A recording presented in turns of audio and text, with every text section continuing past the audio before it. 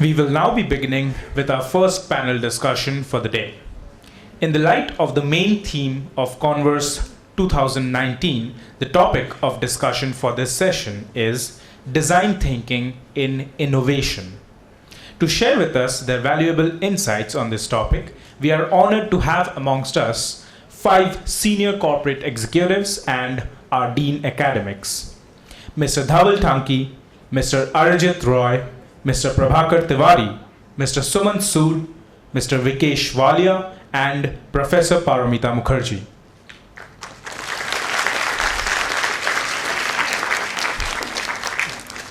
There will be a 15 minutes deliberation by each panel member, followed by summation by the moderator and then the question-answer round. Before we begin with the session, we would like to give a brief introduction of our speakers. We are delighted to introduce you all to our first speaker of this session, Mr. Dhaval Thanki. Mr. Thanki is currently working as the Director of Solutions Business at Cartesian Consulting. He has a first-class MBA in Marketing from KJ Somaiya Institute of Management Studies and Research, where he was the institute topper. He has a first-class Engineering in Electronics from RAIT University of Mumbai. He's also currently the advisory board member at KJ Somaiya. Prior to this, he was the co-founder and CEO at gapmob.com. He was also the founder and CEO of Qantas Interactive Solutions, a firm which specializes in digital products and services which help businesses get more out of the World Wide Web. He founded XIOS Media Solutions and served as director there, where he worked with some of the leading brands and introduced them to the digital space. He was the senior manager of interactive services and business development at Directions. He is an experienced business professional in the digital and analytics space. He is skilled in strategy, business development, product management, client servicing, digital marketing, analytics, retention marketing, CRM, and precision marketing and product marketing. So, we are honored to have you here with us today.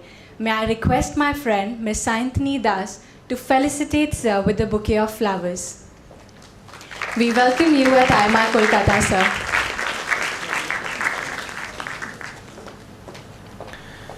We are extremely honored to introduce you all to our next speaker, Mr. Arjit Roy.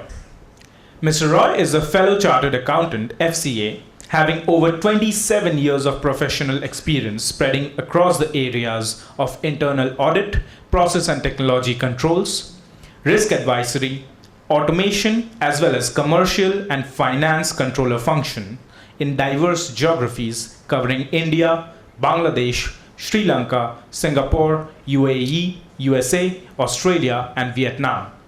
He has worked extensively on process improvements, enterprise risk management, internal audit transformation, cost optimization, business process reengineering, supply chain management, RPA and ERP implementation across a wide range of industries and clients.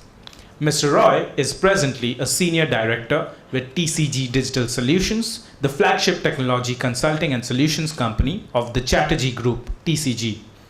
He manages competencies related to robotics process automation, RPA, cybersecurity, and audit automation, as well as domestic and global market responsibilities.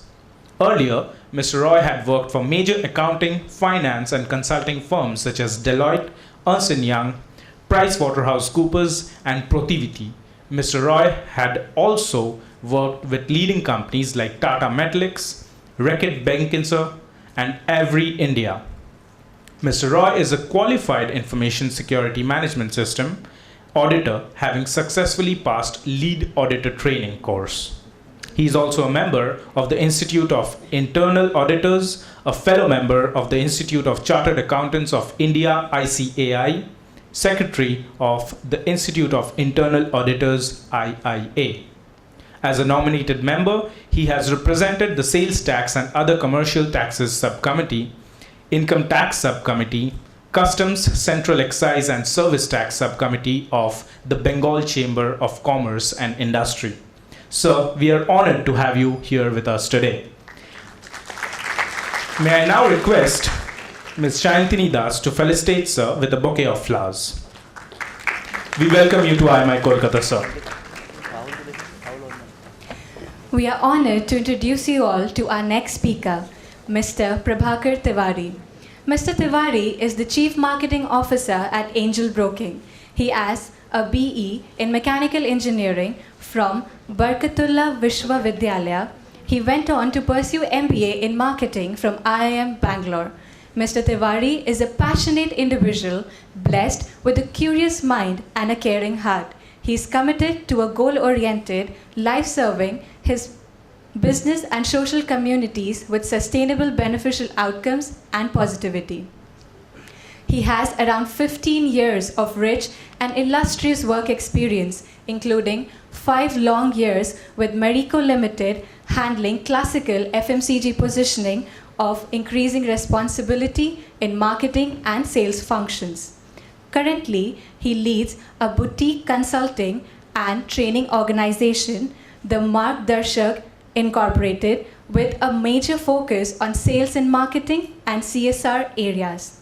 His last corporate stint was with an e-commerce company, PayU Payments, as Chief Marketing Officer. Prior to that, he was with CEAT Limited as General Manager Marketing. His CEAT campaigns won many marketing awards, including Effie's Abies et al. His pioneering work for CEAT digital marketing were awarded under various categories by DMAI, Pitch Youth Marketing, Global Youth Marketing Awards, Indian Tele Awards et al. Eventually, he won CEAT's MD Excellence Award in recognition of his outstanding contribution towards organizational growth and business health. He's highly networked in various CMO, CXO peer group forums like AIMA, IAMAI, RMAI et al. He regularly contributes to business fraternity in many roles as jury member, panelist, and speaker. He wants to give back to the budding managers community with knowledge sharing in lectures, workshops, and blogs. Sir, we are honored to have you here with us today.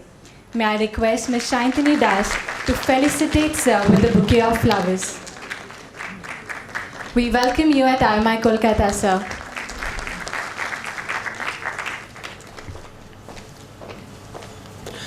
I take great pleasure in introducing our next panelist, Mr. Sumant Sood. Mr. Sood is currently the head of innovation at Titan Company Limited, where he has been working with businesses in taking and achieving high growth rates. He has been involved with Titan for 19 long years and has played many roles, including senior manager of production, head of business excellence, and corporate communications. He has a BSc in mathematics from Delhi Vishwavidyalaya. He went on to pursue his diploma in sustainability management from Swedish Institute at Stockholm, Sweden. He is certified in business management from Symbiosis International University and in radical innovation from Massachusetts Institute of Technology. He is a passionate innovator and an expert in design thinking. Sir, it's a pleasure to have you with us here today. May I request Ms. Shantini Das to felicitate Sir with a bouquet of flowers. We welcome you to IMI Kolkata, sir. It gives me great honor to introduce our next guest, Mr. Vikesh Wallia. Mr. Wallia is a former board member at Times of India Group. He is a veteran of over 4 decades in corporate governance, media, and FMCG businesses across South Asia. For nearly 2 decades at Times Group, he played key role in Times partnering with The Economist and BBC, in addition to contributing significantly to the market expansion and language portfolio strategy of the Times Group. He also launched Mumbai Mirror and as well student edition of the Times of India, etc. He has also worked as resident editor at Editor Today, as a Director General at West Institute of Directors. He is a founder member of IoT Foundation, an EC board member, Council of Fair Business Practices, and a consultant at GLG USA. Prior to Times Group, he spent over 2 decades with FMCG companies of global repute like Imperial Leather, Goodnight, Chevrolet, Balsara, etc., where he specialized in setting up new businesses and mergers and acquisitions in FMCG business. Major works being acquisition of Calcutta Chemicals of Chevrolet and India's #1 liquid detergent brand, Easy, from Procter & Gamble for PC cushions of Imperial Leather.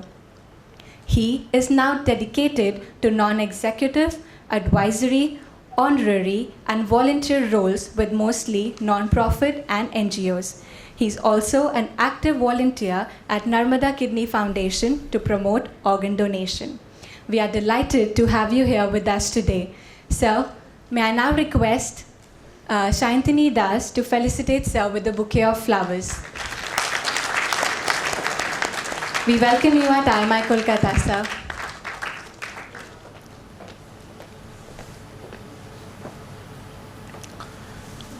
It gives me great honor to introduce our next speaker and moderator of the session, Professor Paramita Mukherjee.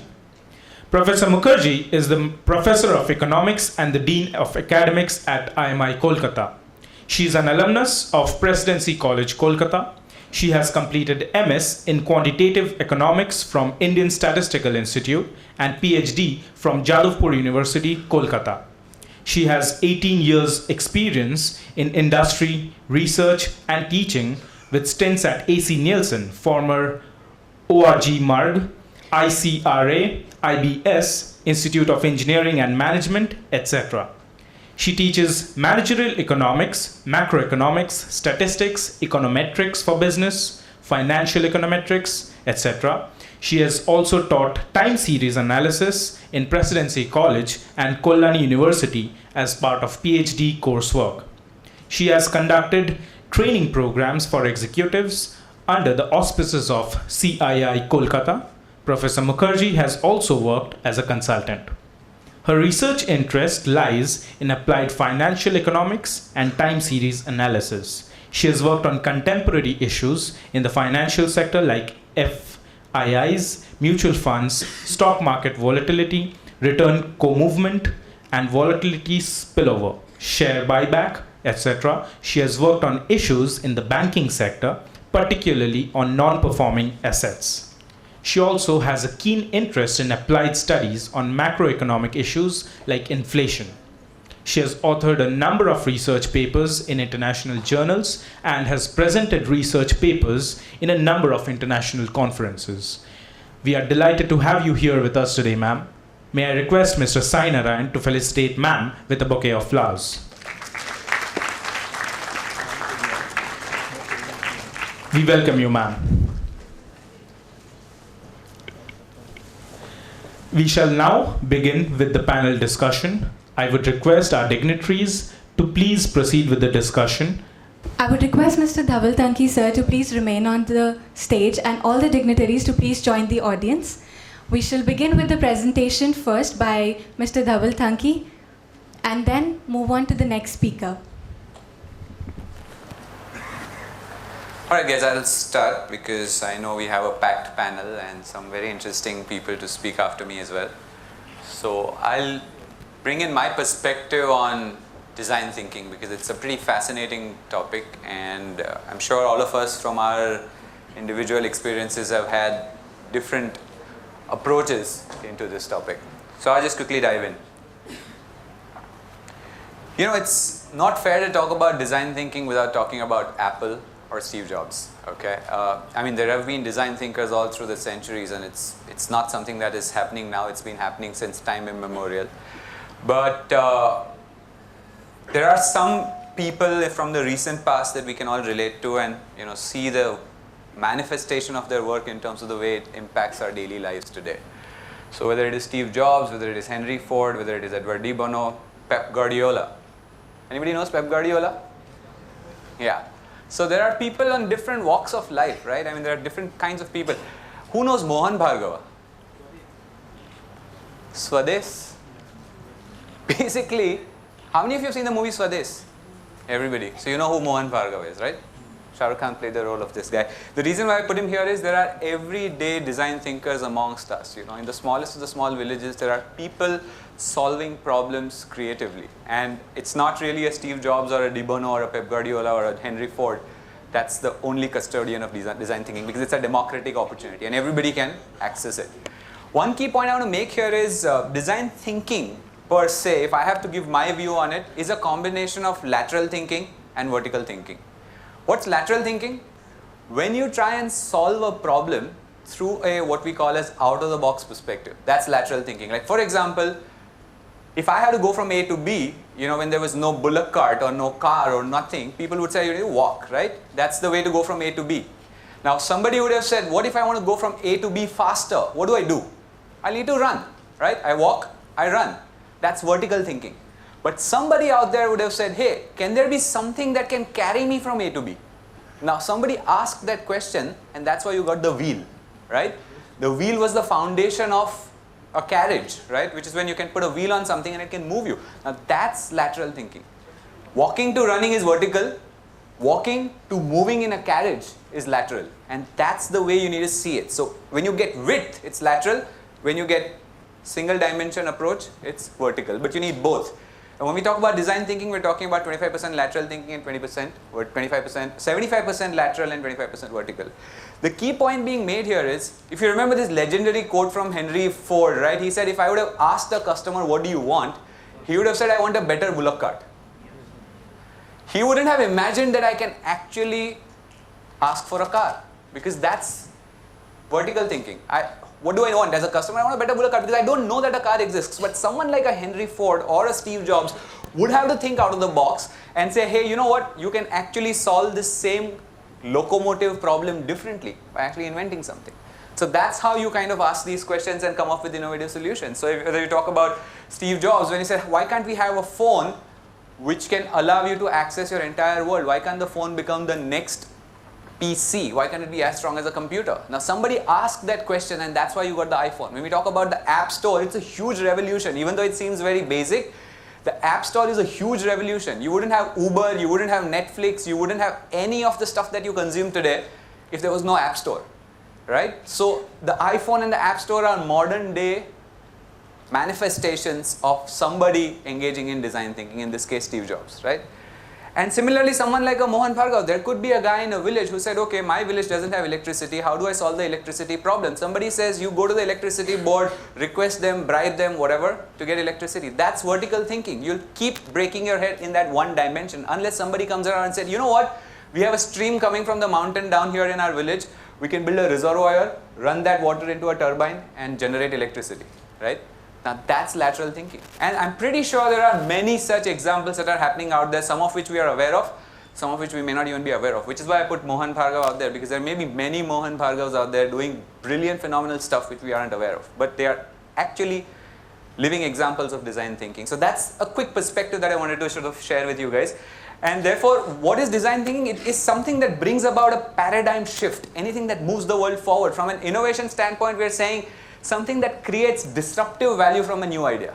If it is just moving the ball forward, it's not disruption. If it's something that's creating a new order, it's creating a new dimension, it's causing a paradigm shift, that's design thinking. That's something that will move the world forward. But what I'm going to do is, I'm going to just, take a couple of minutes before I dive into three important facets of this. One is, if you see most of these inventions like the zero, the wheel, the alternating current, the electric bulb, most of these are scientific inventions and may not be very relevant from an innovation standpoint in the business world, so to speak. Okay, all of them of course have business manifestations.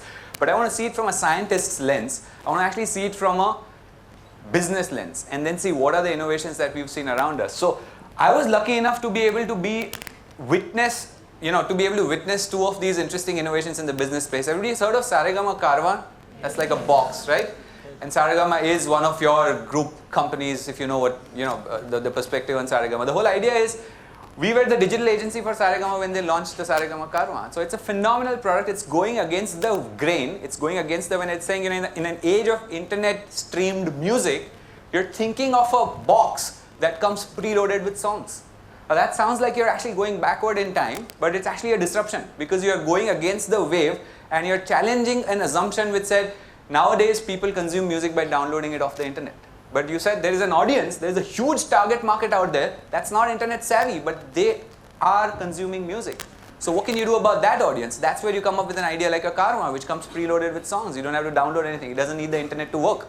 And it works. And it is one of the flagship products that turned around the entire company. Saregama today is on a supreme growth track thanks to what Karma did. It was Saregama, what Karma was to Saregama, what iPod was to Apple. It just turned the company around. We've built a solution now. I'm not talking about it because we've built it, but it's something which is challenging assumptions as well. It's something that lets you target customers on an individual basis. People said segmentation is the end of the game, but we said, can we push the segmentation down to an individual level? Can you make marketing more fun and not nuisance? That's where you start asking some very fundamental questions, and then you figure out a way to solve it, right? When somebody said, like when Mohan Bhargav in Swadesh said, let's build a reservoir and channelize the water down to a turbine, that was lateral thinking. But then you need vertical thinking to actually put it into action, right? Somebody needs to do the architecture. Somebody needs to build the turbine. Somebody needs to figure out the plan of how the whole thing is going to work. That's where you need vertical thinking. You need engineering expertise, you need architectural expertise, you need construction expertise to be able to bring it to life. So when we talk about design thinking, yes, it's 75% lateral, where you're thinking of stuff that's never been thought about before, but you need vertical to be able to bring it into action. So when we thought about Solus, we said, hey, hyper-personalization is a great idea, but then how do you bring that idea to life? That's where you need analytics, that's where you need AI capabilities, that's where you need machine learning capabilities, that's where you need computing capabilities. And thanks to the ecosystem, you have access to all of these things. And that's where your vertical thinking lets you achieve the goal that lateral thinking has set for you. And that's how vertical and lateral come together to create the domain of design thinking, which is the number one thing that is needed for any innovation and any new value that you need to create in the society, right? So that's like a quick background. But what do we take away from this as students today, basis this conversation, right? We can talk about our experiences, but I think what matters the most right now for you guys is how can you guys take away something from here that can help you become better professionals. So how can you get on the path? Some of you may already be design thinkers. You may not even know that. Anybody who's thinking about out-of-the-box solutions, anybody who's thinking about unconventional stuff, I'm not talking about rationalizing it. The first step is to just think about something new. Once you think about something new, you can then rationalize it saying, oh, hey, it's not possible today, but that's fine. And the more people laugh at your thoughts, the better design thinker you are. Okay? The moment you say, hey, let's do this, and somebody says, are you out of your mind? It's not possible. That's a validation of the fact that that's a design thinking output. Because it will not sound rational. And that's the whole idea.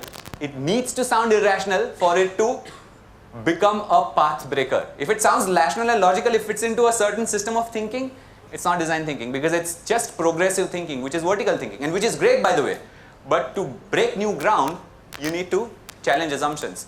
And that's why I'm going to get to this little thing here where I put down 6 key points, which I think sort of, in my opinion, forms the framework of design thinking. So if you guys have to get onto this path of design thinking, if you follow these 6 principles in whatever way, you'll be able to get on this journey of design thinking in your own way. And that's very, very necessary in today's age and time. So what are these 6 principles?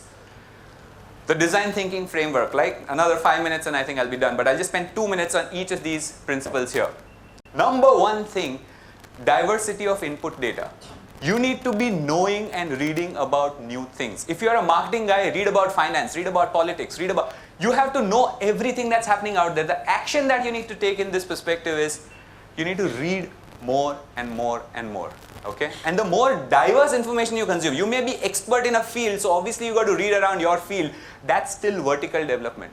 When you start reading about things that are outside of your core field of interest, that's when you develop a capability to start thinking out of the box. And you know what? Sometimes something which is very basic in a particular function might give you an insight about another function altogether. As HR, if you know something, then HR is a given, but that might be a new insight for marketing. Something that's a given in marketing might be a new insight in finance. Something that's given in finance might be a new insight in advertising. You understand what I'm saying?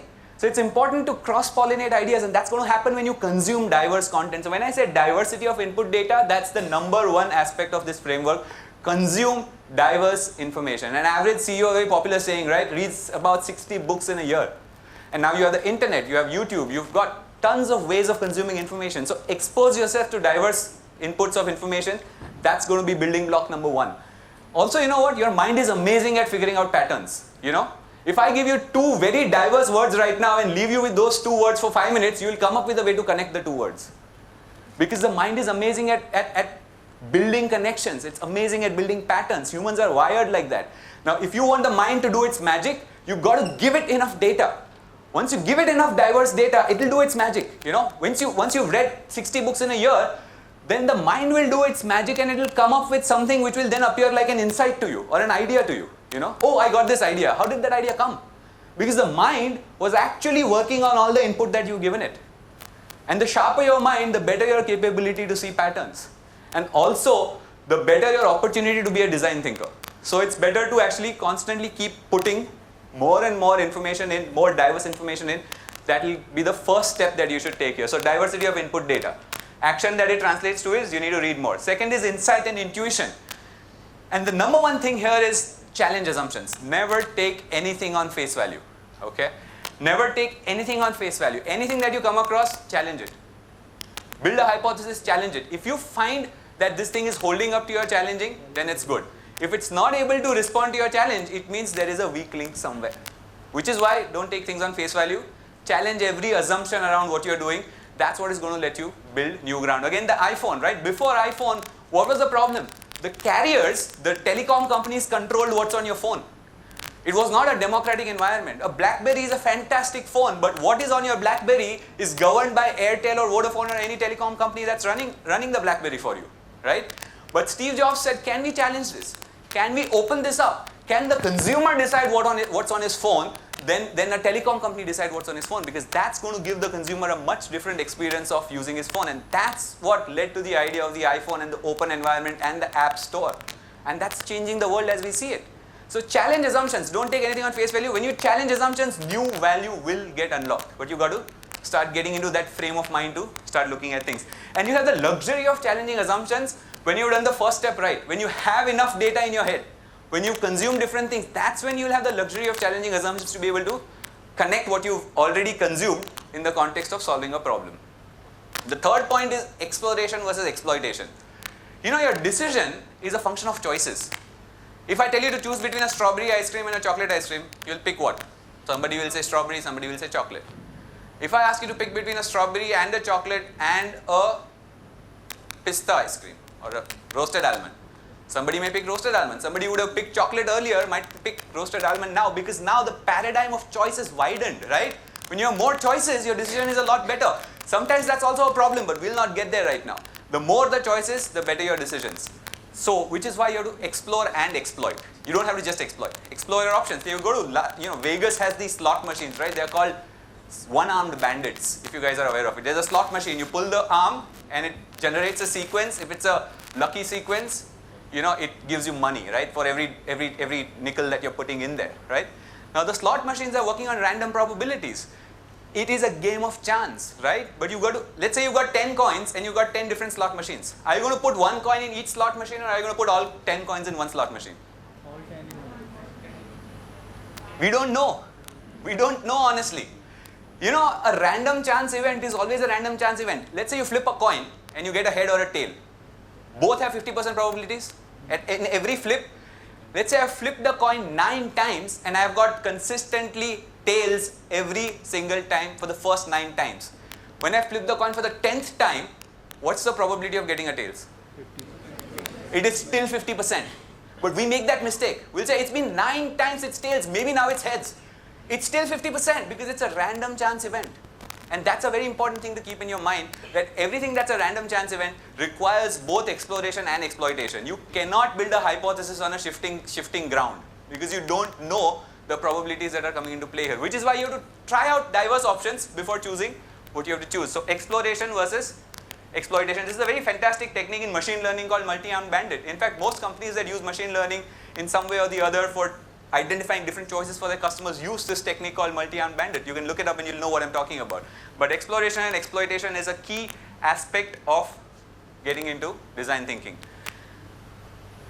The second last point is suspended judgment. You know, we're quick to come at judgments. We're quick to arrive at conclusions, isn't it? You see somebody from Calcutta, oh yeah, he must be a football fan. Isn't it? Isn't it? You see somebody from Manchester, some Manchester United fan, you'll say he must be a sad guy. Or somebody who's an Arsenal fan, you'll arrive at conclusions. Don't do that. A Manchester United fan can be a great guy.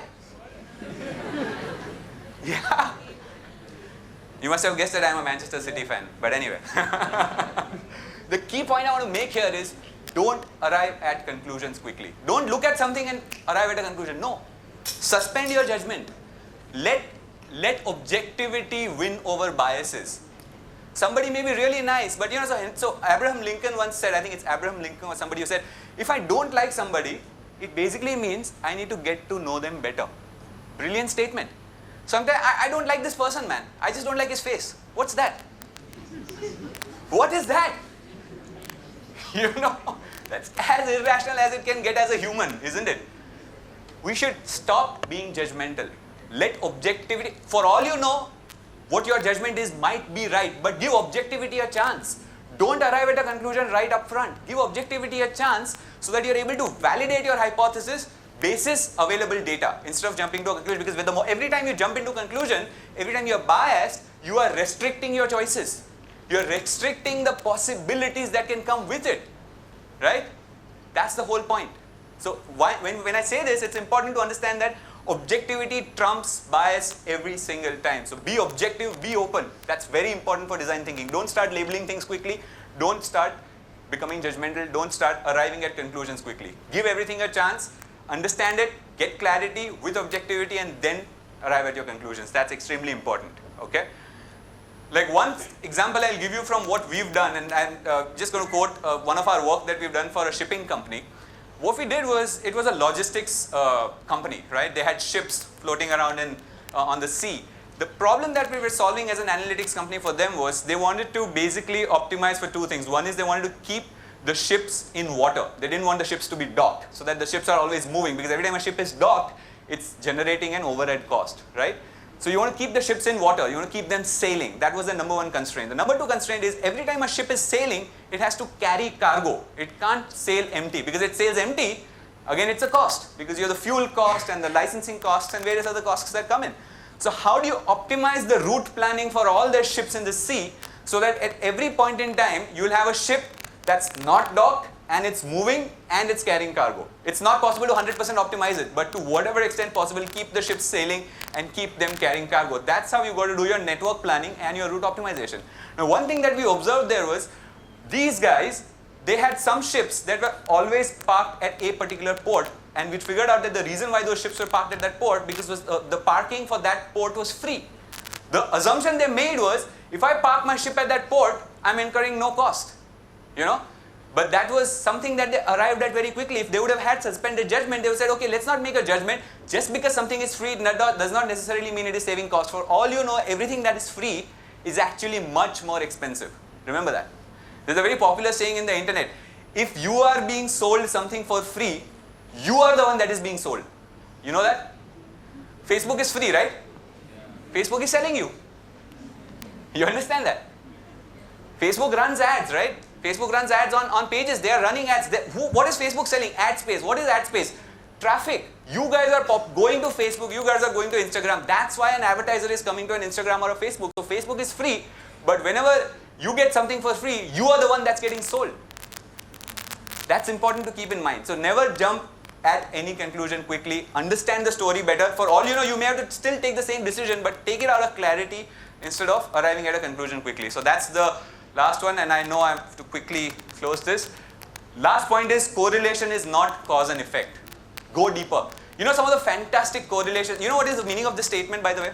Correlation is not cause and effect. You know what is the meaning of this? One of the craziest correlation is, okay, for again, football fans, right?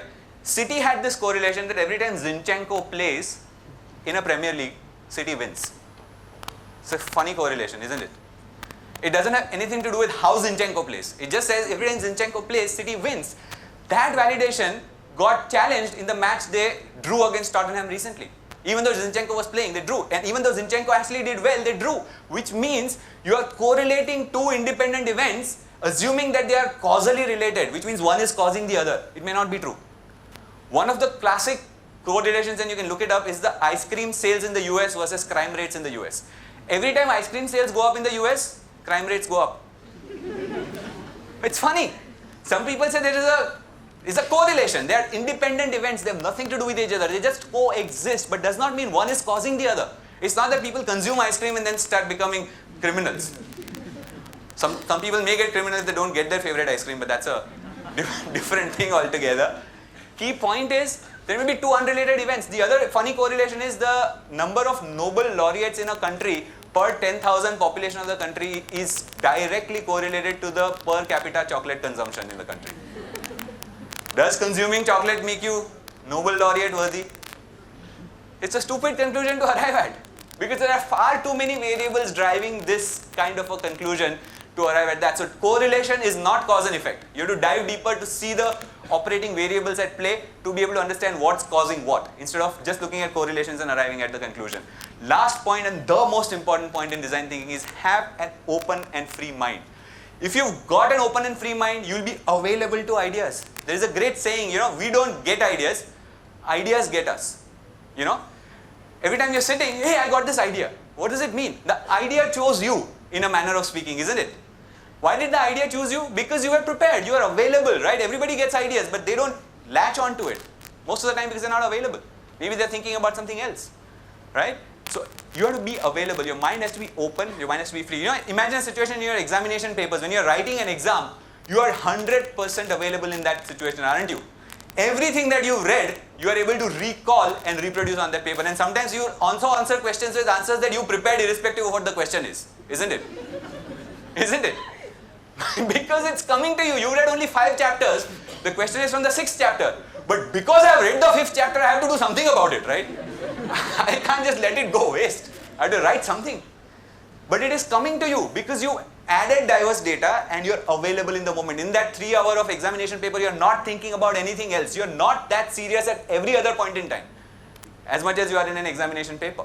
So if you can bring that level of focus, that level of openness, that level of availability in your mind, the first point of all the diverse information that you consumed will become available to you at the right time. That's when you'll get an idea or an innovation concept or an intuition that will help you break new value, create new value, and think of new solutions. So never mind is essentially about being available. There's a very famous Garrett Kramer equation which says performance is equal to potential minus internal interference. You may be great, amazing potential, but if you have internal interference, if Roger Federer, when he's playing for the final point in the final set, is thinking about something else, is thinking about, let's say, what's going to happen if I lose Wimbledon, then he's not going to be able to give his 100% on that shot. Which is why athletes and pilots are trained to not think about anything else when they are focused on the game. Every athlete, when he's playing the game, he's just 100%. That's when they can bring their potential to life. And Garrett Kramer, who's a big sports psychologist, tells this. You have to shut off internal interference. Your mind has to be available. That's when you can translate potential into action. And if you practice these 6 things, diversity of input data, read more, explore and exploit, don't arrive at conclusions quickly, so suspended judgment, insight and intuition, greater depth, correlation is not cause and effect, so you will get deeper, and quieten the mind, make the mind available. If you do these 6 things, you will start becoming increasingly better at design thinking. And if you closely observe, the first alphabet of each of these 6 things.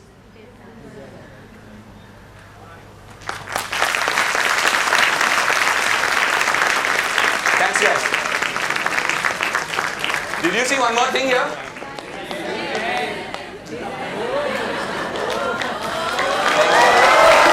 Thanks, guys. Thank you. Yeah. Yeah. May I now request the moderator of the session, Dean Academics Professor Paramita Mukherjee, to please come up on the stage and take the proceedings forward.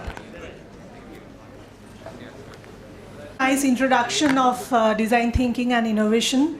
And probably you have realized what's the difference between innovation and design thinking. Basically, innovation is something related to creativity, but to foster that creativity, you need design thinking.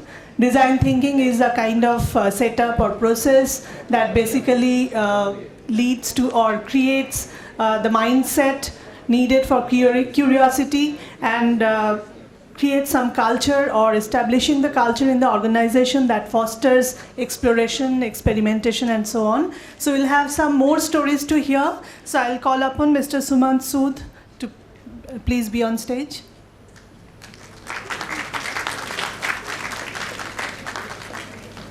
Good afternoon. Good afternoon. Much better. How many of you all are engineers? And how many of you all are designers?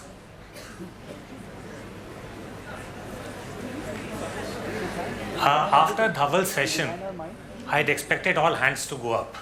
You know why? And that brings me to the next question. What is design? Design is not aesthetic.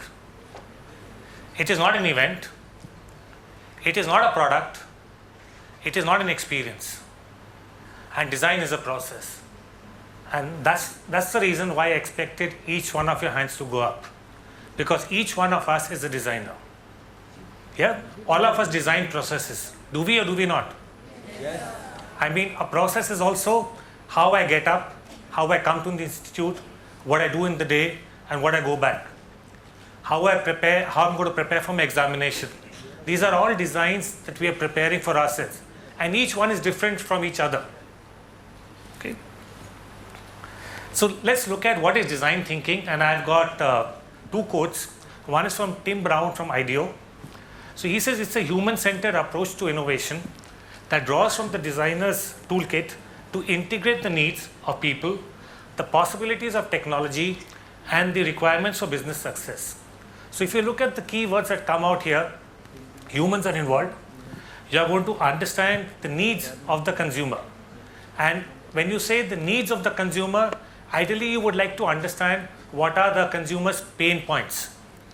And what it really means is that you have to live their life to understand the pain points. The second definition is from Jean Littke. She is the professor in University of Virginia, Darden School of Business. So what she says is, design thinking is a design methodology that provides a solution-based approach in solving problems.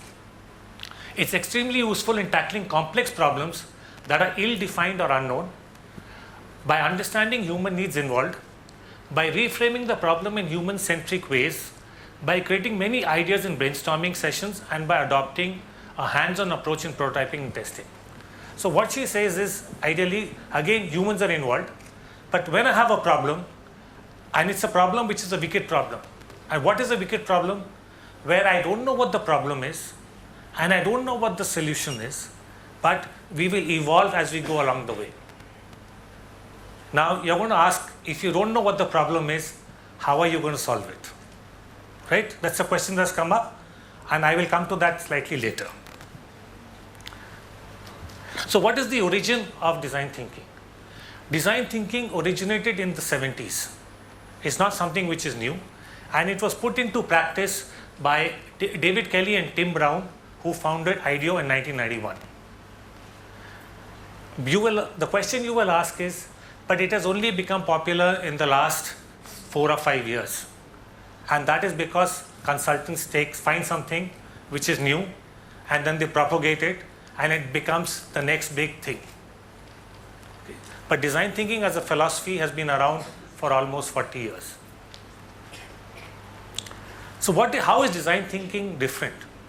Well, you have engineers who do analytical thinking, which means that they use the left side of the brain. Designers are more creative, which means that they use the right side of the brain. Design thinking is a combination of using the left and the right side of the brain. Okay, and each one of us has the capability to use both sides of the brain. So if I look at the IDEO model or D-School model, there are 5 steps. The first step is empathize, second is define, third is ideate, fourth is prototype, and fifth is test. So empathize means develop a deep understanding of the challenge. There was, when I said, when I don't know the problem, actually when people come out with problems, they're actually stating symptoms, right? And now you don't go around treating symptoms, do you? What happens if you treat symptoms? You will solve it for the moment, but it will again resurface. So what have we got to do? We've got to understand the problem. And I don't know about the rest of the world, but in Indians, people love an idea. Before you even heard the full problem, we've got an idea in our mind and say that we've got to implement, and we fall in love with the idea which we say we've got to do. Design thinking talks about falling in love with the problem. Falling in love with the problem and define. Because if you can identify the right problem, 50% of your work is solved. There have been cases where after we actually identified the problem, the solution was there in the face. We didn't have to think twice, and we just had to go and implement it. But identify the right problem, because every question has an answer, and if you don't ask the right question, you're going to get the wrong answer. The next is define. So clearly articulate the problem. Idea is all about brainstorming. Prototype is actually, when we talk of prototype, we don't want a full model. We want parts of it, small things that we can test with our users. And in all this, we need to have a continuous cycle of testing with our consumers to see, so that we can co-create the solution. So basically, if you again look at it in a different way, understanding the job that the consumer needs done. So if a consumer goes and buys a drill bit, do you think he wants to buy a drill bit? He wants to make a hole. He needs a hole. That is why he goes. So you have to understand what is the job that he needs to do. Make sense of the data and develop a point of view that the consumer can be served differently. This is exactly what Dhaval was talking about. Don't wait for perfection. If you wait for perfection, you've lost it. Look at improvement, see what it is, go and test, because you may come out with a perfect solution and it may or may not work. And you know why? Because each one of us have got our mental models. What I like, he may not like. And I'll give you an example. I was one of the first category managers for Tanishq, and one of the jobs that we had to do was to give attributes to each and every product that we had at that time. So this was activity I did for 3 months. So while I was doing that, we had product information sheets, and over that we had to start writing about 10 attributes for each product. And when I looked at some of the products, and my feeling was, what a lousy product, who will buy it?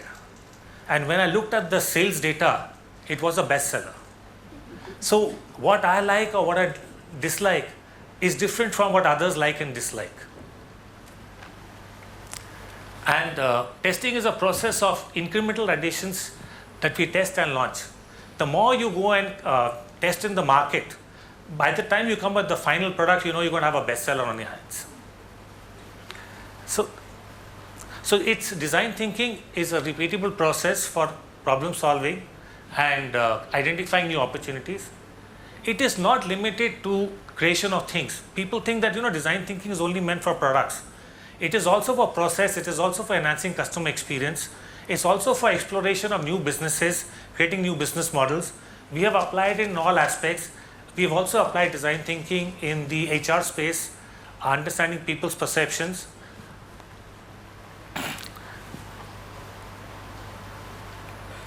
Now, when you look at the design thinking methodologies, there are n number of design thinking methodologies that were there. So when we were evaluating what we should do at Titan, we studied all these different methodologies that were there. And based on this, we came out with a methodology. First of all, we came out with the definition of innovation at Titan. We said that innovation at Titan means it's either novel or pioneering, processes, product or business models that deliver elevating experiences for the people we touch and create significant impact and value. Now, novel meant doing it something new. Pioneering is doing it for the first time. And the reason that we've got processes, products, and business models is that we've got ample opportunities for innovation in processes, then in products, and lastly in business models. And the last two lines are part of our vision statement. So innovation definition is linked to our vision statement. We have branded it. Titan is a brand company, so we love to brand things internally. We've called it Titan Innovation Engine. And what we said was that if we have process and a toolkit, we can make innovation as a way of life for all Titanians. We have a structure in place. There's an Apex Council. It's headed by our Managing Director, Bhaskar Bhatt. We have innovation champions. Innovation champions are people from the businesses who we train on tools and techniques, who are our extended arms. And they are the first people that the head of businesses will go to when they have a problem that needs to be solved. And the rest of the employees are our Titan Innovation Engine drivers who will help take this journey forward. In between, you see a governing council where we have senior innovation champions. We decide as to what course of actions or what changes we need to make in the process. This is the innovation engine architecture. Normally, we have problems which are two types. One is top-down, second is bottom-up. Bottom-up is a problem where I have a target which I have not met for the last 3 to 6 months. That's a bottom-up problem. A top-down problem is when I put a stake in the ground. For example, if a showroom is set up at 5,000 rupees a square foot, can we set up a showroom at 2,500 rupees a square foot? So you're actually putting a stake in the ground and saying, creating a problem, and then say, let's go and solve it. Now, continuous improvement will solve about 70% of these problems, but the 30% that don't, we take it through our innovation stage. We've taken 4 stages: identify, insight, ideate, and implement. And while these are shown linearly, these are not linear process. It goes back and forth. We'll see it later. And over there you see 3 symbols. That is unthink, undo, and unlike. I will go through them also later. So unthink is our idea management system. So in this stage, when I need ideas and I want to capture the ideas of a vast number of people, I can put the challenge on the platform, which is a Web 2.0 platform. I can open it to all Titanians. I can open it to all Titanians and a few Tata companies, or I can open it to all Tata companies, which means I can capitalize on the ideas of about 7 lakh employees across the world. An idea implementation system for ideas that have been finally selected. We then create a roadmap, form a team, and then monitor the progress of these ideas, which is tracked online. And ideas which have successfully been completed, implemented, there's Unlike is a recognition platform where these ideas are presented and then we recognize them internally every year. Some of these ideas we also post to Tata Innoverse or to Kimpro, other innovation awards, where we participate regularly. So when we look at the 4 stages, identify, insight, ideate, and implement, we've created a tool set.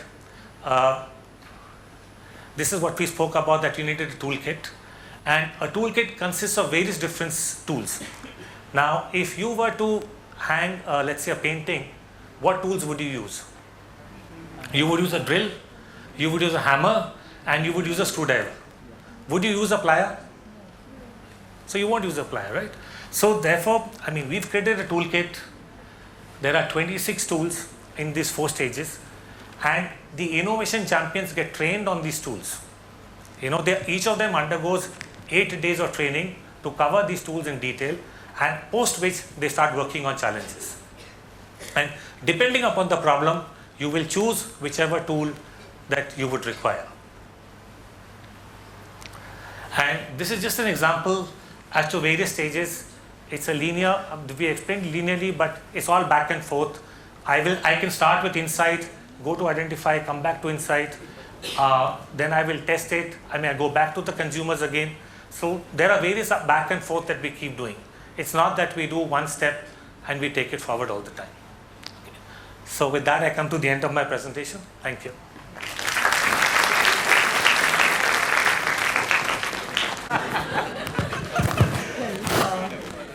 After setting the context, we had some more insights from Mr. Sood. Now we'll hear Mr. Vikesh Wallia.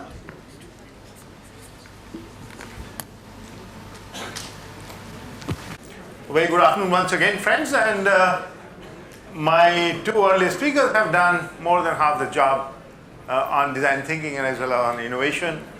What I bring for you is design thinking and innovation separately, not together, and then we see what these two things are. Separately, it has been already explained to you by Dhaval, and innovation has been explained in detail by Mr. Sood. So what do we start with? Yeah.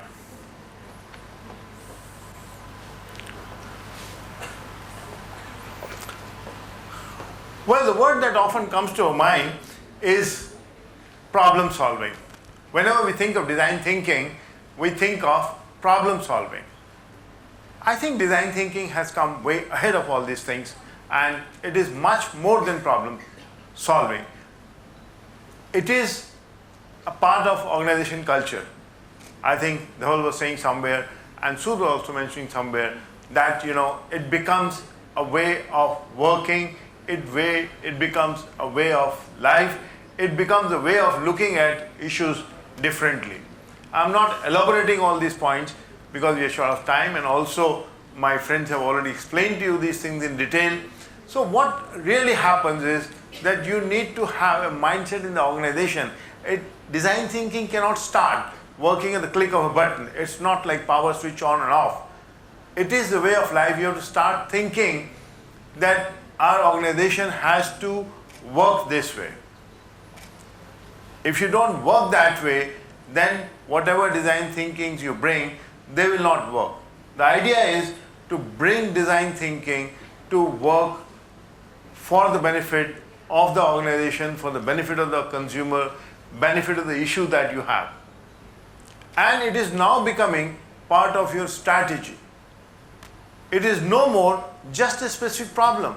Because whenever you think of design thinking, people say it's a problem solving skill. It's much more than that. It's a culture, it's part of your strategy, it's part of your thinking. It's the life that you live. If you don't live that life, you are not thinking design. It's not that simple. So every time your mindset has to be in that frame of mind. If it is not there, you are not into design thinking. Okay? And what design thinking takes you to, and how does innovation work? Between the two, I think innovation is older than design thinking. Design thinking is much older, but its evolution did not take place. But innovation has worked on its own for long, for many, many years. Innovations have been happening. How they were happening, we didn't know. They were happening in some way through the design thinking, but the whole science of design thinking was not evolved. People didn't understand that, oh, this is design thinking. I was doing this. Because the world has been doing innovation for so long, and how was it happening? The word design thinking has started coming into play post 50s, 60s, 70s, and now in 2000 it has evolved. Everyone started talking. Like AI, the machine learning, and all these terms have come in 2010 onwards, not before. So design thinking was there, but we didn't know that that is design. Oh, but we were doing innovation. So what we're doing about innovation? Innovation is basically better solution for improved efficiencies, incremental gains, or you were talking about new needs. If someone wanted something new, different, as they were explaining, I need to reach some place faster, then that's a new need which is being expressed. Okay? Now it is for the service provider, for the product provider to decide and think what that new thing will be, or unarticulated needs. So you want to use a phone, you want to use it faster, it can be a touch screen, it can be more than a computer. Those things cannot be articulated by the consumer. Consumer cannot mostly articulate what he wants. And whatever consumer can articulate, the opportunity to make money is proportionately less. Where do you make more money? Where the consumer is going to say, wow, I didn't know this. So a newspaper is a black and white product.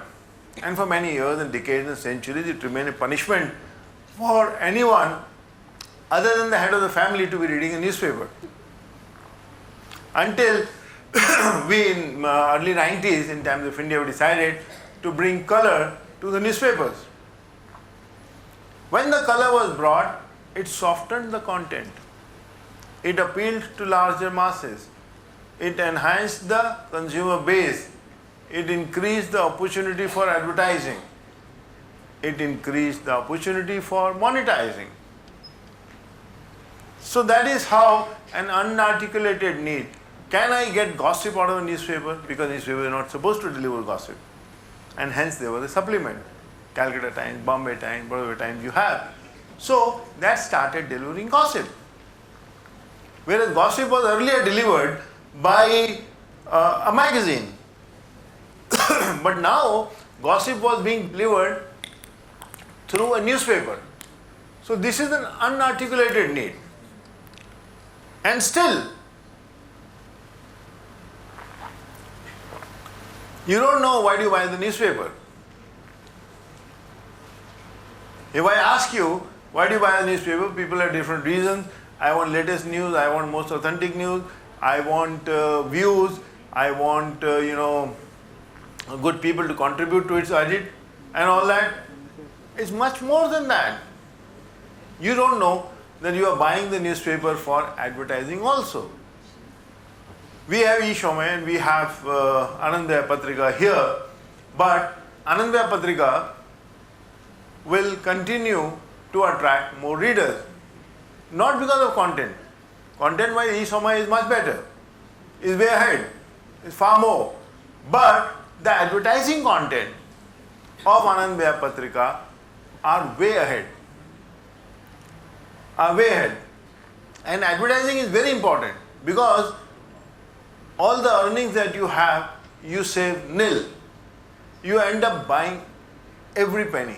I'm not getting into detail because short of time, but suppose if Sood's salary is say 10 lakhs rupees, he's getting much more than that. Titan is a much better paymaster, but suppose it is 10 lakh, then what would be his saving? Somebody might say he saves 50,000 rupees per annum, somebody might say lakh rupees per annum, but actually he saves nil. He ends up buying 100% of that. Even buying a fixed deposit, where he is keeping the money, saving the money, he has to buy a fixed deposit. To save the money, he has to invest in a mutual fund, but that is actually buying a mutual fund. Which mutual fund to buy? So that is an unarticulated need of a consumer which is being delivered through a newspaper, and hence that innovation is so important to broad base, to deliver that message to the housewife, to the children who were earlier not reading and touching the newspaper because it was black and white. During our days, our parents and our grandparents used to, insist that you please sit and read the newspaper for me. Although it was not for them, it was for me only. But that is how the unarticulated need I expanded on slightly. So what is the process of idea generation? The ideas have to come, and the whole idea generation process is such that the uncertainty part of it is there, then you develop certain patterns, then you get the insights, and then you get the clarity, and then the focus. Finally, what you get is the research, something to do research on, to something analyze, develop the concept, bring prototype, designs and innovation. That process, my friend Mr. Sood has already explained to you. I need not get much into it. So what happens finally? I would like to share little examples of some of the innovations that we had done using these tools of design thinking when it was, coming up in early 2010, 2012. From that stage only at Times of India, we used to do these programs and workshops and do these things in that way. So I have two little examples to share with you. First one is about the Volkswagen which was in September 12, feel the shiver of excitement. Yeah, I think it was done nationally. So even in Calcutta and in Mumbai, Delhi and many other cities, this product was delivered. Volkswagen wanted to deliver a new experience. And that experience had to be delivered even through the advertising. If that has to be delivered, how to get it done? Now generally, this matter would remain between the advertising agency and the company and the brand owners. This doesn't come for the medium. It doesn't go to a television company. It doesn't go to, if they are creating a television commercial, they don't discuss it with the television people. They just give them a film, please release this film. Okay, if they are releasing an ad, they will not discuss it with the newspaper company. They will just put an ad, this is artwork, please release this ad in my account, so and so ad agency. All the discussion that happens, it happens between the ad agency and the brand owners. Detailed discussion, research will be there. Madam has worked in a research agency, so she also knows all these things. So this is what happens. But when you are applying design thinking, you can bring in all the participants. Okay, when all the participants come, then comes the newspaper company, and then they say, no, we can deliver it in a different way. Because what we can deliver, that the ad agency cannot think of, that the brand owner cannot think of. So what we thought of and what we suggested to them was this, that we will give them, a device which can be stuck on the newspaper, and when exposed to light, it will create some sound. So it was an unusual experience. So what was the expectation of the client? Client's expectation was, I want to deliver an experience of my vehicle, my product should be a unique experience, something that no one else has delivered. And that has to start. My first interaction with the brand is what? Advertising. If that is the first interaction, that interaction should also be experiential in nature. So when you apply design thinking rightly and you start working on it seriously, you bring in all the constituents, all the participants, as Mr. Sood was explaining, this is the result. So all their models were introduced. Incidentally, there were some government changes, policy changes, etc., which slowed down and which derailed Volkswagen. Otherwise, as far as the expectation of the client was concerned and thinking was concerned, this is how these things can make a difference. So design thinking can actually be practiced. And similarly, the next thing that we did together at Times of India was about the Kisan tomato ketchup. It had been always, falling short of Maggi ketchup. It was falling short of Heinz. Now Heinz has gone down and Kisan is way ahead. Courtesy this approach, because again in Kisan, they couldn't think that they want to deliver the experience of this product being natural. Normally people think that a ketchup is made up of, more kaddu than tomatoes. That's not the case. If you want to deliver that experience, you want to explain to the consumer that my product is more natural, it is made up of natural tomatoes, you have to give them an experience of growing up a natural tomato. The world is moving. The world is moving from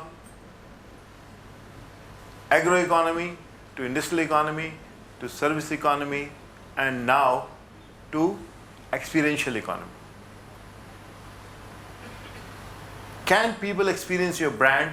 Can people experience your communication? If that has to be delivered, So again, the ad agency and the brand owners, they could not come to this conclusion. They thought that, if we put up some exotic tree, we show some plant, we show some, very enticing tomato on the front page of Times of India or on the front page of Calcutta Times, that will become more exciting to the consumer. No. We said, why don't you give them an experience? How? Give us a small sachet with tomato seeds, we will stick it on our newspaper, deliver it to the consumer, readers, they can grow, and all those who bring those plants to a particular venue or send a picture or upload their picture of what they have done with it, what happened, how many days they got a tomato and all that. My God, lakhs of people submitted that. And again, Times of India had the backup. We had the school newspaper. We could deliver those seeds into the schools. Kids could, experience that growth of tomatoes. They could relate what is a tomato, how it grows. Every day they are waking up and checking with mom what happens to my tomato, when it's going to be there. So all that experience delivered wonders. So the brand which was number 3 has now become number 1. So this is what happens when you apply design thinking, and this is what we did on this newspaper ad. We stuck one small sachet which had tomato seeds. People could put in a pot and grow. And if they wanted to pick up the pot also from Hindustan Lever had made arrangements, and we delivered all that. So this is where, the challenges of matching the fundamentals of design thinking are slightly different, not vastly different, it's part of innovation only. But the design thinking on its own is used for more than innovation, but innovation is used only for innovation. So the big challenge is how to merge the two, how to make two friends, and how to, until unless you don't do that, the result of innovation is not going to be the one that you look forward to. Thank you very much for all your time, and you're most welcome to come back again. Thanks. Thank you very much for inviting me here. Examples that he has given, probably you had better understanding of innovation and design thinking. Now we'll be having Mr. Prabhakar Tiwari on stage. You all, how are you in Calcutta today? Good? Misty? Okay, great. So it's an honor to be here today, and I want to thank Dr. Mahua, Soumya Mittal, who was in touch with me, Ravisha, who kind of showed me the way from the airport to my hotel today, and Chirag, who got me from the hotel to here. So thanks a lot for inviting me here today. And so I want to start, Mr. Sood asked a very interesting question, who knows about design thinking and some, and then he shared with you. Let me also start with the question, who has experienced design thinking? What are the things which have made you say, wow? What are those things there in your life so far, in any product or service experience? Yes or no? Yes, no, maybe? Yes. Yeah, great. So let me start with that, because first of all, you're a customer, you're a manager, later you're a first customer, and before that you're a human, and design thinking is all about humans, okay? So let's start with, something which I have said wow multiple times, and this is the easiest example for us to connect to design thinking, and that's the Apple Macbook. When I bought, how many of you own Apple Macbook? Can you raise your hands? Okay, great, few of you, wow, awesome.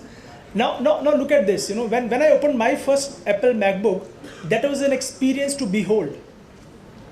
I bought laptop before that, I had multiple laptops from Dell, multiple other people, but when I got my first Apple MacBook, it was an experience.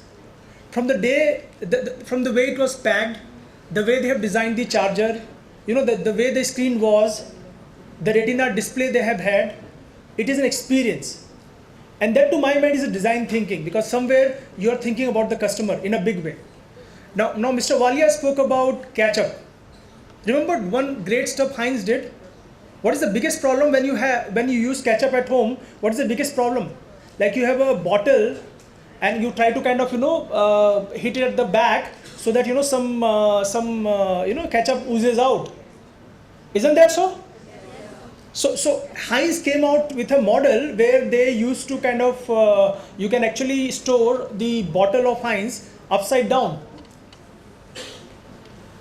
So at any given point of time, there is a more ketchup available, near the kind of the mouth of the bottle as compared to kind of the bottom of the bottle, and that to my mind is design thinking.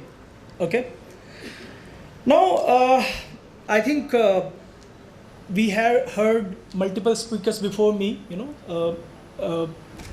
Dhaval started with basics of design thinking, and what are the process steps and all. Mr. Sood touched upon the proprietary process of Titan, and he spoke a lot about that. Mr. Wallia, talked about multiple sectors, multiple examples, and tried to bring together the thought of innovation and design thinking. Okay, so let me take another view on design thinking. Okay, and possibly give you some model which you can kind of remember. And that model is from the view that every design thinking has to serve the business. Now that's a very important requirement, serving the business. Okay, and if you think about that model, so let me tell you, I will not, like Dhaval, I will not make you wait for the model to unveil towards the end. I will do it right away. The model which I have named, and specifically for you, this I will call IMI Kolkata model. Okay, this is called .com model. Okay, so dot is for design, and C is for customer of the business, and I'll explain what does it mean. Okay, so customer of the business, that's C. O is owner of the business, that's O for you, and the last is M, which is the mindset of the business. Now this is the model in which I will be explaining my take on design thinking today with you. .com model, customer of the business, owner of the business, and mindset of the business. Let's start with customer of the business. Now I'll tell you very simple statement, give the customer what he wants. Is there some rocket science there? Is there some rocket science? Do you think in 60s, 70s people were doing business thinking that they don't want to give customer what they want, right? But this basic was missed. And this basic is what is being put on the table again with design thinking. Give the customer what he wants. And how do you do that? Design thinking talks about a step called Empathize, or ask the customer, or co-create with the customer. And that is an important point. The next point about this is solve the problem with the customer, not for the customer. It's like many business, they design in isolation to the customer they want to serve, and they wonder why their product or service has failed, because they thought people operating in silos in their own organization would have a similar view of the customer, but that was not the case. And that is another big reason why business failed. And that's the customer of the business approach, which is important for design thinking, in my opinion. Another way to look at it is focus on the subject, not the object. Let me give you an example. When the customer goes to a shop and they say that I want to buy a 4-inch drill machine, the drill insert, what are they buying? Are they buying a drill or are they buying a hole? They're buying a hole, right? And you will miss the point if you just focus on over-engineering a drill. There could be easier way to get a hole. Or maybe you can solve it while designing the house itself. Or there could be something else, right? And this is another point about design thinking, that you do not restrict yourself to conventional way of thinking. And this is the customer of the business part of .com model I talk about. The next part is very critical. This is called owner of the business. Very easy thing, right? Owner of the business. Long time back, business used to be exciting. Like Dhaval spoke about Henry Ford. Why? Because the promoter of the business, the founder of the business, was taking day-to-day call about the business. And he was closest to the customer. He was the one who used to take big calls. What needs to be done in technology, what needs to be done in terms of raising fund. But as we become corporatized, big MNCs came up. the founder, the board, the management, the employees, there was a huge difference. And that's where the point of owner of the business. And today the best part is, you know what? Today we are talking about the market size of one. When you talk about the market size of the one, you talk about the personalization, then you talk about the single individual, that is each of you sitting on your chair, having your own unique needs. And that's of the owner of the business. Let me give you two examples. The first kind of example is from analytical mastery. Look at the example like Google. They're amazingly analytical mastery. They understand search like no one else business. The entire alphabet, the Google, is an example of that.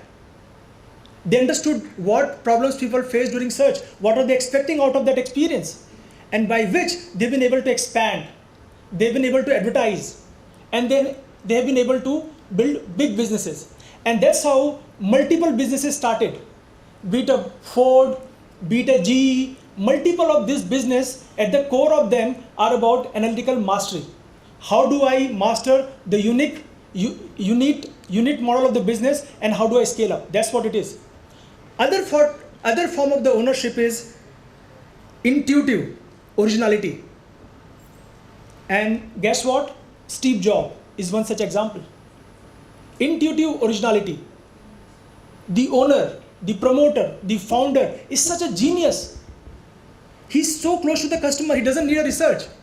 So as to, like, he will kind of talk sacrilege for MBAs. He said research are bullshit. But why is he able to say that? Let's understand that. Because he's closer to the customer. He's such an unconventional way to put his fingers on the pulse of the customer, and that's the power. And let's look at today. Today, we are saying both these models have their value. So you need analytical mastery, scale up business like Google. And then you have intuitive originality like Apple. But what we need today is a dynamic interplay, because Steve Jobs is dead. Business is not dead yet, but the Steve Jobs is dead. And someday this behemoth may stop. I mean, today their free cash reserve are as big as GDPs of many countries. I mean, so it will take some time, or a big mistake before it winds up as an organization. But today we're talking about the dynamic interplay, because humans have a lifespan. Business don't. There are many businesses in Japan, China, they could be 300 years old, right? So what do? So we think about business like Uber. Look at Uber. It's a perfect example of design thinking. As a customer, you don't want to wait anxiously for a cab to reach you. So what do? You book it in hair riding app and you exactly know how many minutes this cab will take to reach you. Look at the problems of the drivers. Their bigger problem is there should not be a free rider.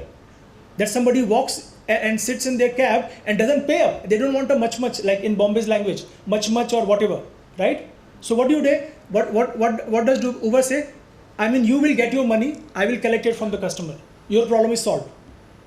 And the seamless experience with a tie-up with Paytm or a PayU or whatnot, that's a great design thinking. Because you are solving a real systemic problem in a much bigger way. And that's what about owner of the business. Now this is an important point to my mind, because from an industrialized world, which is about making people work in a silo or in their own workstation, we are now having a singular view of the customer. So that's the owner of the business part of the .com model, which I have proposed for design thinking. The last bit is mindset of the business. Now this is the most important part, because we are humans who are serving the customer. We fail. There's a psychological fear. I don't take big chances in my company. Why? Because if I do that, that could be a career limiting move. People will forget my past glory. My rivals will use my failure to kind of stymie my progress in the organization. So what do? I don't try something new. Why should I? You remember Blockbuster failed big way and Netflix won. Why Netflix won? Do you think Blockbuster people were stupid? Do you think people in Nokia were stupid? Why? Because nobody stuck their neck out. Because they're afraid of the failure. And the one thing about design thinking is the entire thought of failure is at the heart of design thinking. Because when you prototype, you test, you fail. And the sooner you fail, the better. Because you are not failing in a simple research environment. You are failing in the real customer experience of your product or service. And that's another big point about mindset there. Now, and one thing about mindset is that design thinking is not about design. Design thinking is about thinking. Please think. Please create something new. Please take problem as a problem which has come to you for the first time. You cannot rely on old knowledge. You cannot rely on yesterday method and serve today's customer and be in business tomorrow. That's a saying which goes. So fundamentally now, if I need to kind of conclude on this is the .com model, because design thinking, while it can be applied in urban planning, in multiple other scenarios, it has to serve business. And when you serve business, you have to think about the customer of the business, owner of the business, and mindset of the business. And somewhere, why you should look at this, because according to IBM, you can be twice as fast to market with design thinking. You can be 75% increase in efficiency, that's IBM number, and the more than 300% increase in ROI. So from the ROI to efficiency to speed to market, everything can be impacted by design thinking. And the last thing that I want to leave you behind, and that will require some analytical work from your side, will be design thinking is to the innovation what Six Sigma is to the quality. And you'll be surprised, design thinking was thought way back in 1960, around the same time when American copied the Japanese way of total productive maintenance and quality business management and give it a very beautiful name called Six Sigma, with Motorola and multiple people kind of used. So Six Sigma became so powerful, and design thinking, as some speaker pointed out, came into the currency 4 or 5 years back because some consultant picked it up and Stanford University picked it up, and now design thinking is everywhere. So last bit I want to leave you behind is that if you really want to succeed with design thinking in whatever business you join, think about design thinking as a very core to the business as Six Sigma was. Thanks a lot for your time and patient listening.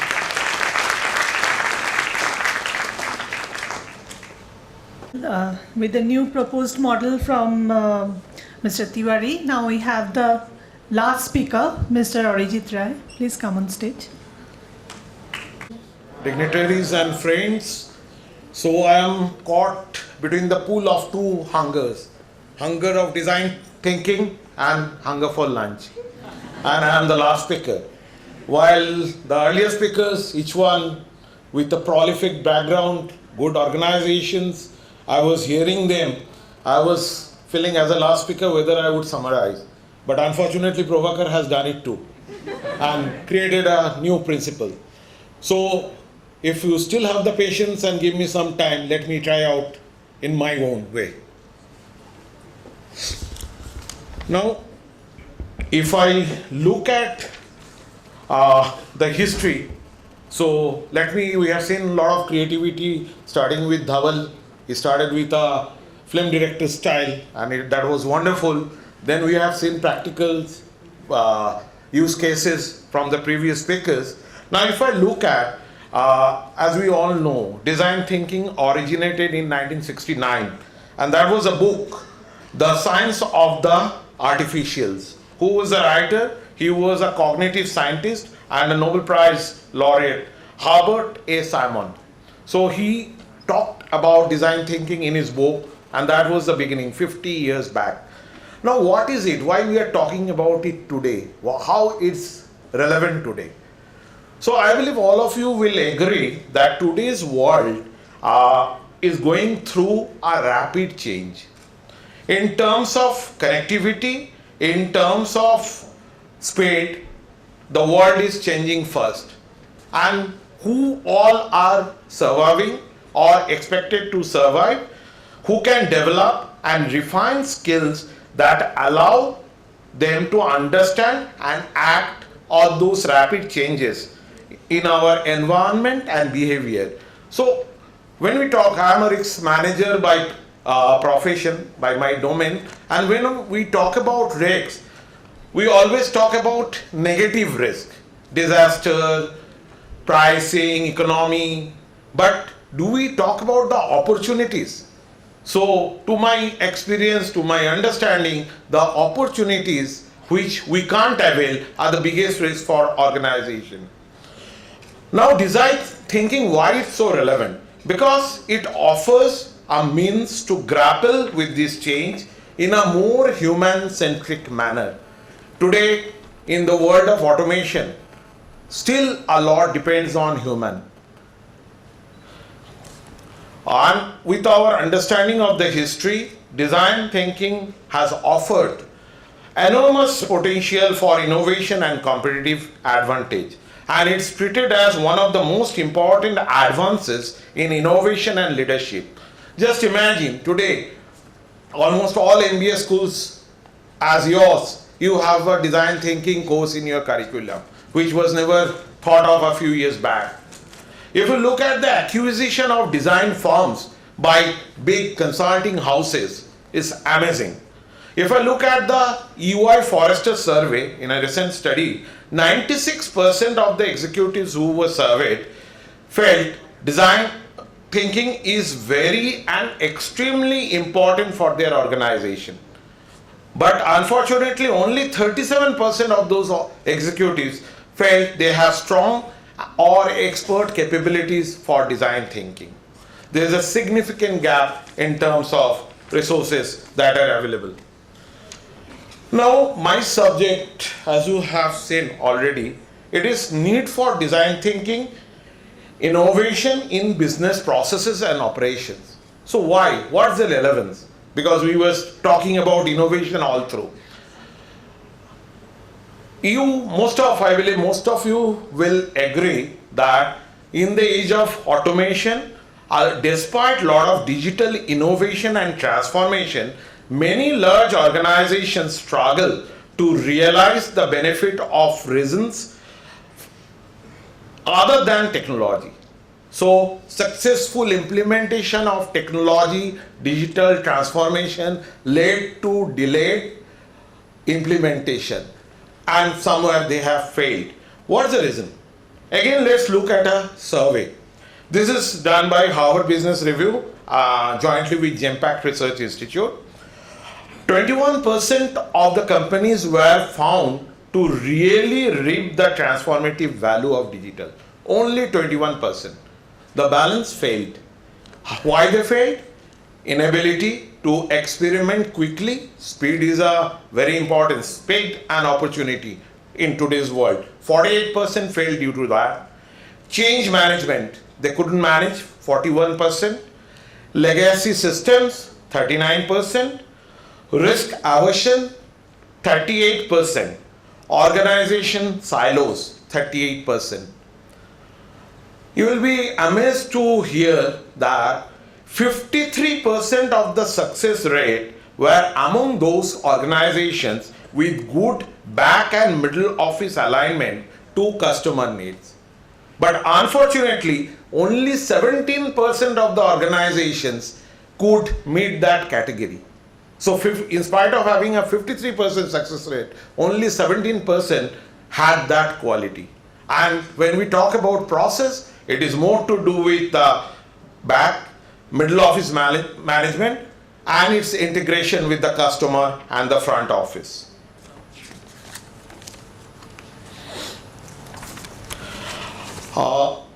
Many of you will agree with me that a powerful technical solution are often those that extract superior emotional responses. All my co-speakers were talking about Steve Jobs, Apple. I would say he is the guru of digital thinking.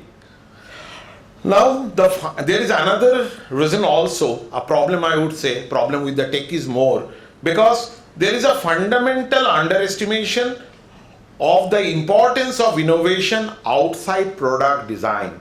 So when we talk about innovation, it is more to do with product design. We don't feel that so much required in operation, related to the processes. Probably companies like GE, Amazon, ING, Uber, Apple, they realize that product innovation requires a more holistic focus.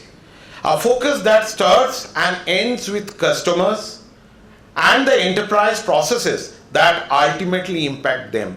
So that's the relevance of design thinking in process. Now, if we look at in terms of process, where design thinking was found to be effective.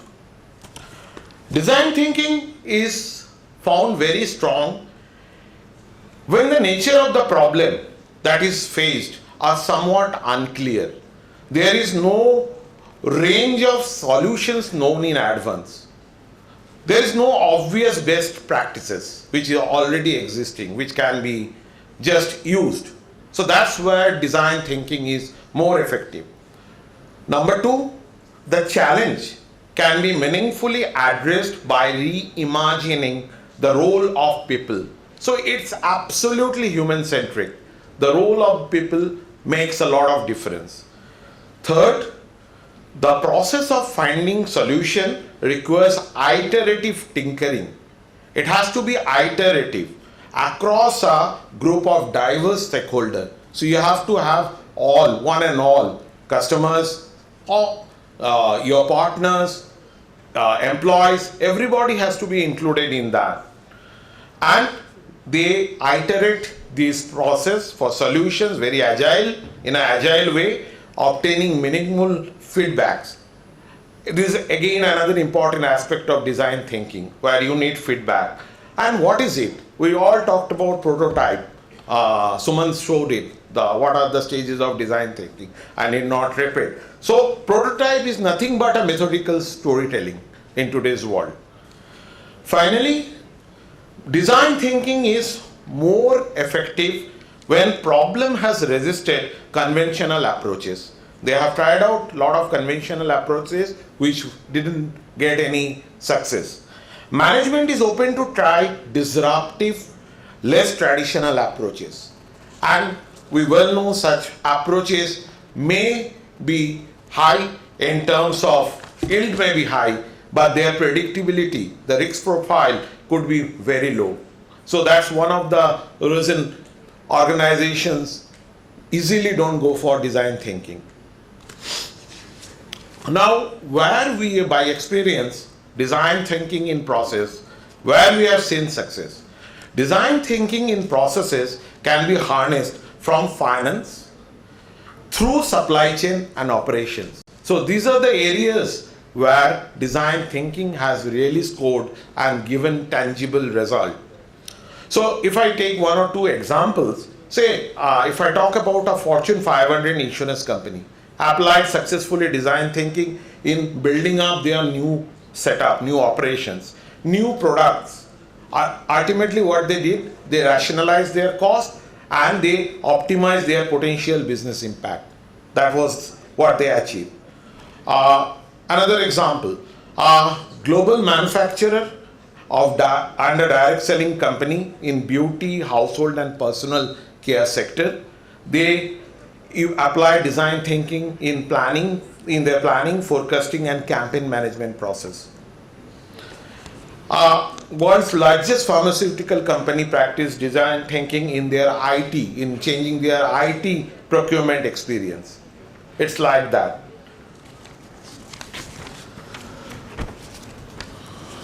Now, when I talk about design thinking in process, there are 6 doctrines which we need to keep in mind. Already Dhaval has presented his doctrine, but this is more related to process. There will be definitely some overlapping. First and foremost, place customer emotion, customer experience and journey as the heart of the design process. Ultimately, design thinking is customer centric. And when we talk about customer, we consider internal as well as external. Second, generate unconstrained ideas. There can't be bias in design thinking. And we have to create best experience for customers. That's the objective for the activities. Design thinking need to be lean and agile. We need to reach out to competitors as well as new technologies and startups for inspiration, direction, as well as potential partnership They can be our provider of services. So exchange is very essential, exchange of knowledge. Reaching the fastest path, rapid testing with customers. Today, 3D printing is used in prototyping. So speed is very much essential. And last but not the least, continuously iterate design based on customer feedback and refine solutions. One aspect, sorry, one very important aspect for design thinking is change management. As we have seen, in many cases, organizations still change management as an ancillary part. It's a necessary evil, and that's where they fail. Sorry. Thank you. So that's where they exactly fail. Because human interaction lies at the heart of successful business change, and failure to drive appropriate change management lies at the core of those failures. Now I would like to just talk about 7 steps that is very essential for design thinking. The first and foremost is the team need to have a purpose. The design thinking team need to have a purpose, and that is serving others, serving the customers. So as we have seen in Sumant's chart, empathy, understanding people, all comes within that.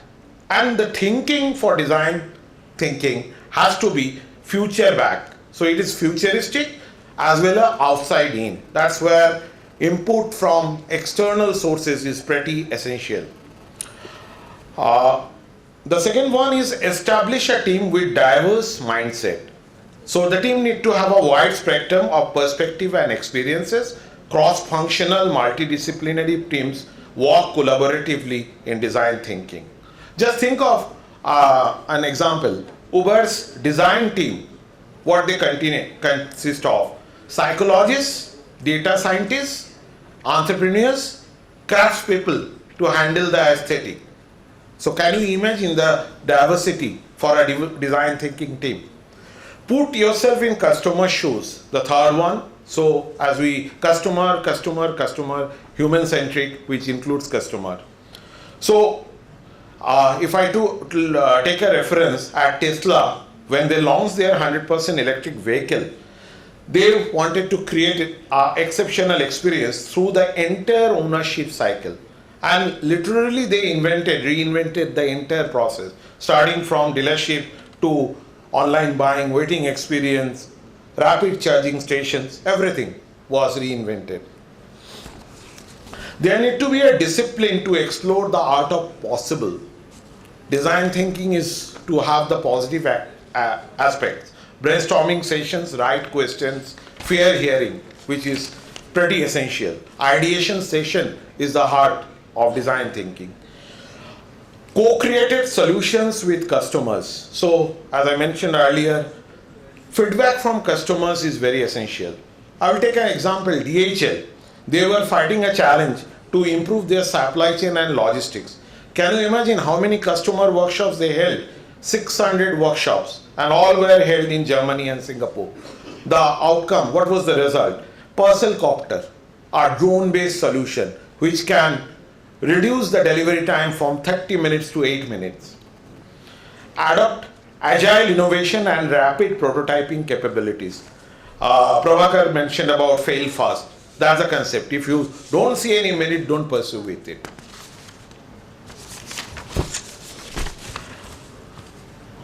And the last one is tone from the top. It needs to have a established support from the executive leadership. Because design thinking is, as others mentioned, is entire organization. It's not a particular activity process. So wherever they is applicable and is successful, it affects the entire organization. If I try to summarize, design thinking at its best can blend design, business, technology together to produce more innovation and foster development of new products, services, experiences. Experience is very meaningful and important. It can open up a new level of creativity, motivation, leadership, humanity, and fun at work. So that's the objective. Now, I thought of this, I don't have much time at all.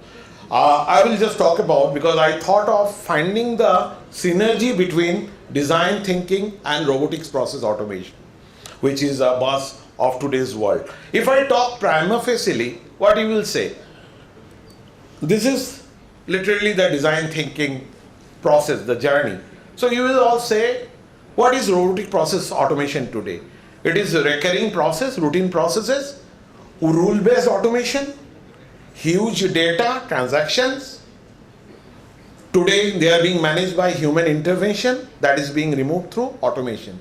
So I believe all of you will say, what is the big thing in it? Where is the out-of-box requirement over there? But if you really look at the steps of design thinking, it will show a different story. Because when we get into robotics process automation, it's also a journey by itself.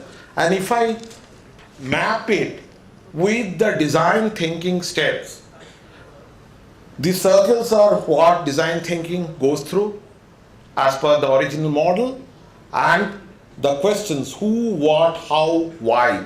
These are the questions asked by robotics process automation. Just as we do prototyping in design thinking, we make a, I would say in robotics also, scale down robot to find out how far there is a probability of trying to be successful. So that way, both the processes are quite synergy. Last but not the least, I would again touch upon Apple. Say if you guys are all young, but maybe if we look back few years back, Samsung, I would say, was equally or technologically more superior as a mobile product. Apple, we used to say Samsung is for the masses, Apple is for the classes. They even had much more distribution than Apple. But ultimately Apple exists, Apple is growing. Why? Because probably their technology considers the human side and they focus on how people want to use their product. So that's what I thought to share with you all, and you have my contact. If you are interested to interact further, happy to do so.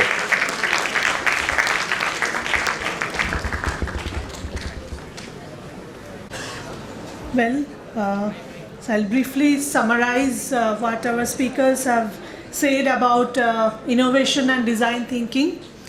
We had the first speaker, Mr. Dhaval Thanki. He has mentioned, he has set the context very well. We had a wonderful deliberation on this, and he has spoken about the role of lateral thinking and how it can be converted into action by vertical thinking, the importance of vertical thinking.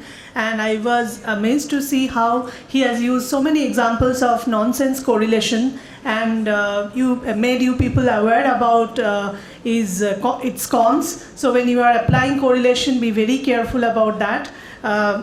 Second, we had Mr. Sumant Sood. He has spoken on the processes, the methodologies, the evolution, and different methodologies of the design thinking processes. Then we had Mr. Vikesh Wallia with different examples. He has mentioned about the different way of looking at issues differently. With lots of examples, he made us understand the need for innovation with newspaper, mutual fund products, and so on.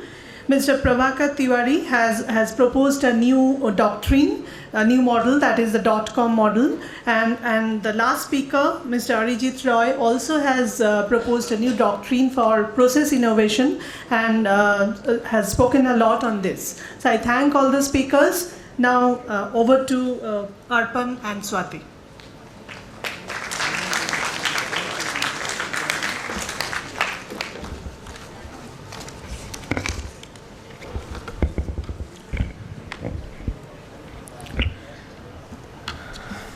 We would like to express our gratitude to our esteemed guests for enlightening us with their perspectives on how to go about embracing the transformation brought forth by the onset of the design thinking era, and showing us what the future business ecosystem holds for us in the research, development, and innovation aspects.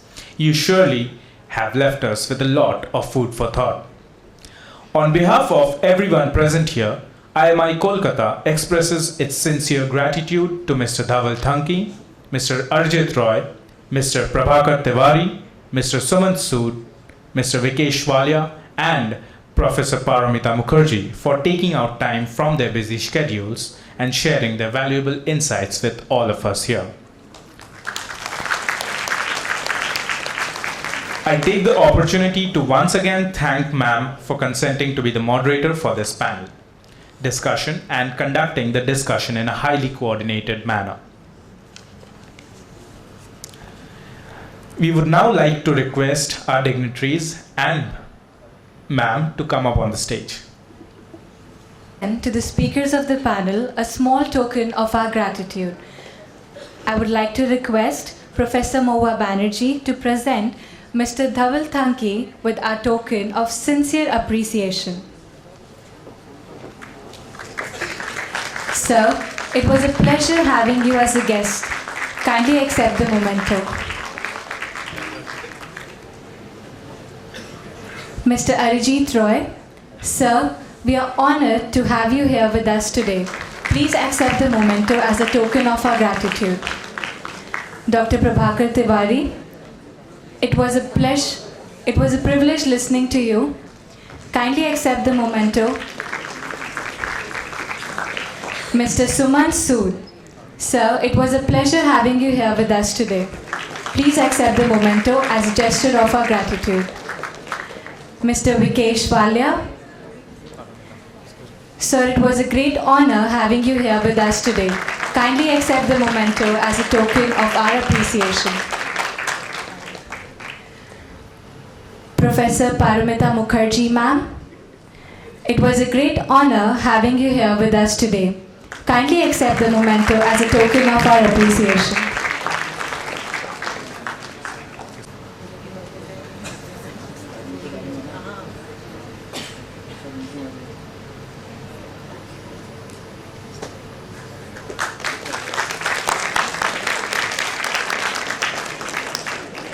Ladies and gentlemen, with this we would like to conclude our first session and we would be breaking for lunch now.